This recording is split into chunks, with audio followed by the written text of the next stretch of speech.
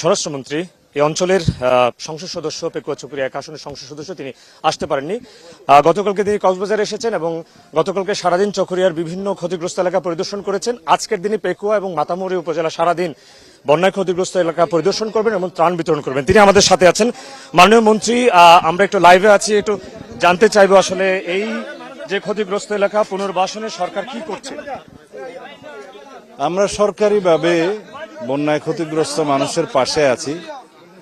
যে সমস্ত মানুষের ঘরবাড়ি ক্ষয়গ্রস্ত হয়েছে তাদেরকে যথাসাধ্য গৃহ নির্মাণ সামগ্রী সহ অন্যান্য খাদ্যদ্রব্য দিয়ে সহায়তা করার চেষ্টা করছি। শুধু সরকারিভাবে না, বেসরকারি সংস্থা এবং অন্যান্য যারা সাহায্য সহযোগিতা করে বিত্তবান মানুষ সমাজে, তারা সবাই এগিয়ে এসছে।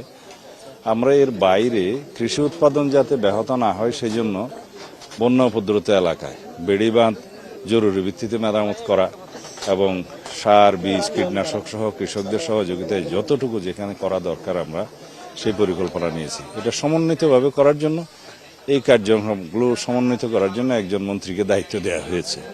এখানে চট্টগ্রাম বিভাগে একজন মন্ত্রী দায়িত্বপ্রাপ্ত আছেন, যিনি অনিন্দ্য ইসলাম অমিত, জ্বালানি ও বিদ্যুৎ প্রতিমন্ত্রী। তিনি সমন্বয় সাধন করছেন প্রশাসনের কর্মকর্তাদের নিয়ে। তিনি প্রতিনিয়ত মাঠ পর্যায়ে জরিপের ফলাফল নিয়ে কথা বলছেন এবং ত্রাণ বিতরণ সমন্বয় করছেন। আমি আমার নির্বাচনী এলাকা হিসেবে আমাদের এলাকায় যেগুলো রাস্তাঘাট নষ্ট হয়েছে, বেড়িবাঁধ নষ্ট হয়েছে, এগুলো পরিদর্শন করে জরুরি ভিত্তিতে মেরামতের ব্যবস্থা নিচ্ছি এবং যারা ক্ষতিগ্রস্ত মানুষ তাদেরকে যথাসাধ্য সম্ভব সরকারিভাবেও বেসরকারিভাবেও নিজস্ব উদ্যোগে সাহায্য করার চেষ্টা করছি যেখানে যা করার দরকার।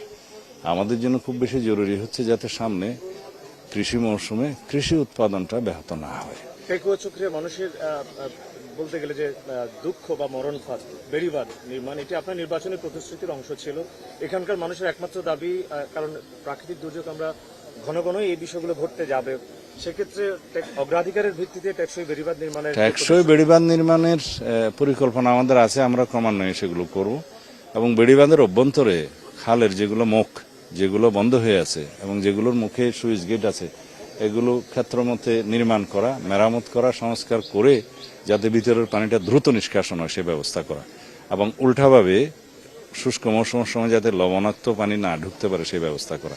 তা আমরা পানি উন্নয়ন বোর্ডের সাথে বসেছি, এখানে সুইচ গেট ব্যবস্থাপনাটার নতুন নির্দেশনা আমরা দিচ্ছি যাতে স্থানীয় প্রশাসন, উপজেলা নির্বাহী কর্মকর্তার নেতৃত্বে স্থানীয় চেয়ারম্যান মেম্বাররা তারা এটা সমন্বিতভাবে সেই স্লুইস গেট ব্যবস্থাপনা করবে, যাতে আগের যে ম্যানেজমেন্ট কমিটি বা লিজ প্রথা এগুলো যেন বন্ধ হয়। কারণ তার মাধ্যমে এই স্লুইস গেটগুলো আসলে অপব্যবহার হচ্ছে।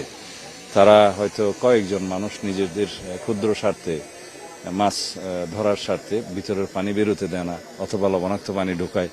এই অনাচারটা বন্ধ করার জন্য নির্দেশনা দেওয়া হয়েছে। আরেকটি বিষয়, বিভিন্ন জায়গায় অবৈধ স্থাপনা, খাল এবং নদীগুলোতে তীরবর্তী জায়গায় অবৈধ স্থাপনা উচ্ছেদ আপনার কি ব্যবস্থা? দেশব্যাপী আমাদের যে খাল খনন কর্মসূচি নেওয়া হয়েছে, যে 20,000 কিলোমিটার খাল আমরা খনন করব, সংস্কার করব, তার উদ্দেশ্য হচ্ছে যাতে দেশে ওয়াটার রিজার্ভার মানে জলাধার নির্মাণ হয়, কৃষির শুষ্ক মৌসুমে যাতে পানির অভাব না হয়, বৃক্ষরোপণ সহ মৎস্য চাষের বৃদ্ধি পায়, পরিবেশ এবং প্রতিবেশের উন্নয়ন হয়, যার মধ্য দিয়ে জলবায়ু পরিবর্তনের যে বিরূপ প্রভাব সেটা আমরা মোকাবেলা করতে পারি।